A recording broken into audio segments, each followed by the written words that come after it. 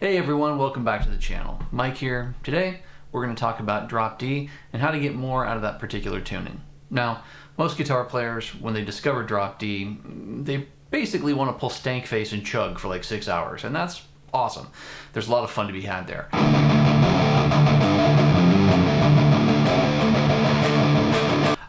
But that's usually where a lot of guitar players stop exploring what you can do with the key of drop D. So today, I want to talk about a few different ways and examples where you can take your drop D playing to a different level. Now, as a quick level set, when we talk about playing in drop D, what we're talking about is detuning the low 6th string on a guitar that's in standard tuning from E down to D. This gives us an open power chord when the lower 3 strings are played either open or across any given fret. Before we get started, I want to give a quick shout out to my subscribers. Thank you very much. It really does mean a lot to me that you follow the channel. If you haven't subscribed to the channel, please consider doing so. Liking, subscribing, sharing a video, all those things, as simple as they are, really do help a lot with the algorithm and all that kind of thing for a small channel like mine. So thanks in advance, and very much appreciate it. All right, tip number 1, play your melody on the 5th string. Using a drop tuning and playing your melody on the 5th string was a technique that you heard quite a bit of in the early 90s. So here's an example of what that's like.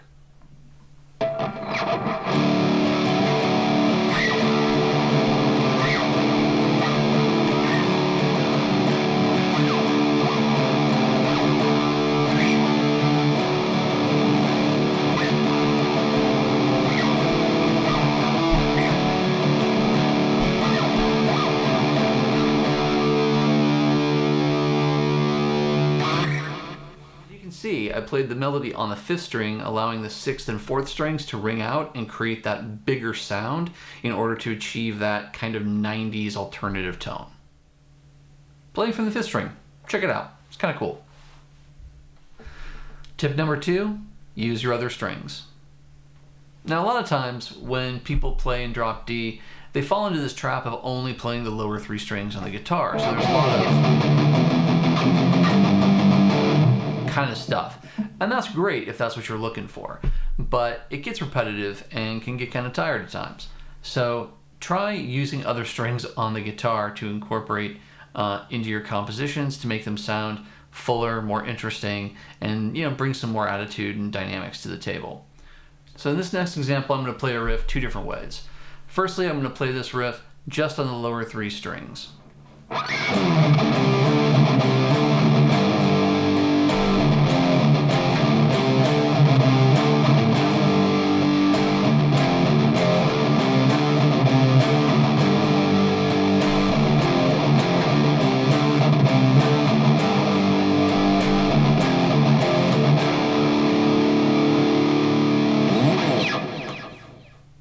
So there's the riff. Cool, dark, sludgy. Not bad, but it can be better. Let's incorporate some of those other strings and see how that makes the riff sound.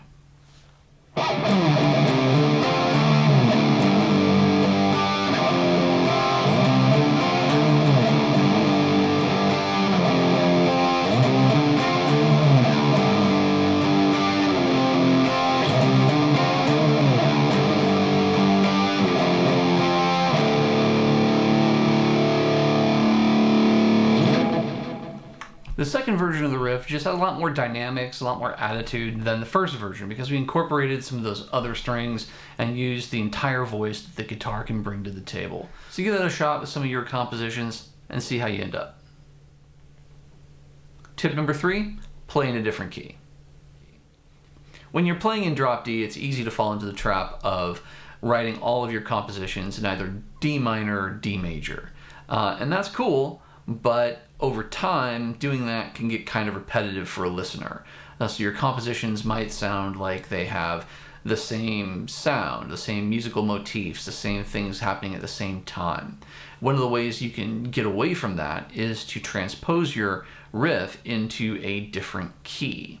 So in this example, we're going to use the riff that we just played in example 2, and we're going to transpose that into a different key and see how that sounds.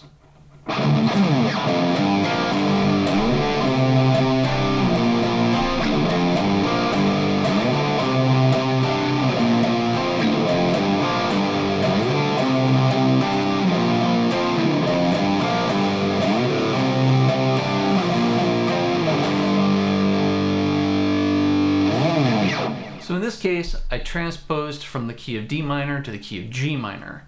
And this made me shift some of the chords around, change some other voicings and things like that, that really resulted in the riff sounding different. And as a songwriter, this one is one technique that'll give your listeners something that sounds a little different while keeping the stylistic elements that they've come to identify with you as an artist.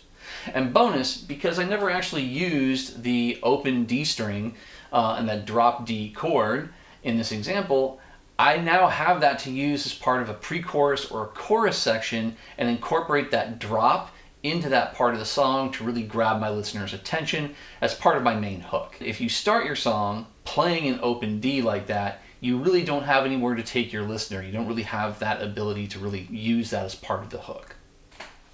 I put a link to the tab for the examples used in this video in the description. If you enjoyed this video, please like and subscribe. That really does help out a lot. And stay tuned for the next video in the Drop D Level Up series. Thanks for watching. Have a great day.